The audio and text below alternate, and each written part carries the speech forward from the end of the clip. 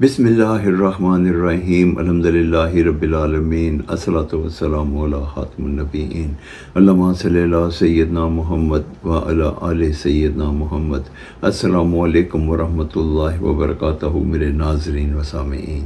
میری آج کی حدیث مشکوٰۃ المصابیح 85 نمبر۔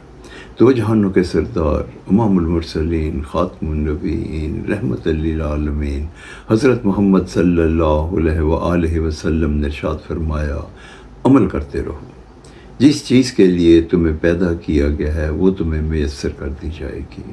تم سعادت مندوں میں شامل ہو جاؤ گے تو تمہیں اہل سعادت والے اعمال آسان کر دیے جائیں گے، اور اگر تم بد نصیبوں میں شامل ہو جاؤ گے تو تمہیں بد نصیبوں کے اعمال تمہیں آسان کر دیے جائیں گے۔ اس حدیث مبارکہ کا یہ مفہوم ہے کہ رحمت للعالمین خاتم النبیین حضرت محمد صلی اللہ علیہ وسلم نے ہم پہ یہ واضح کر دیا کہ ہمیں جو زندگی میں ہمیں جب پیدا کیا گیا ہے، جس چیز کے لیے پیدا کیا گیا ہے، ہمارا نصیب لکھ دیا گیا ہے اور وہ ہمیں مل کے رہے گی۔ اب یہ ہماری ثوابدید پہ ہے کہ ہم اسے کیسے حاصل کرتے ہیں۔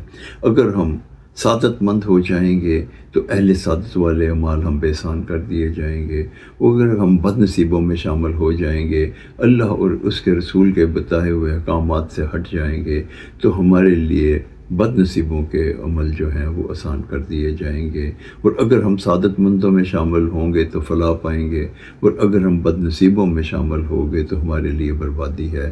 اللہ تعالی ہمیں اہل سعادت لوگوں میں شامل کرے، آمین یا رب العالمین۔ السلام علیکم ورحمۃ اللہ وبرکاتہ۔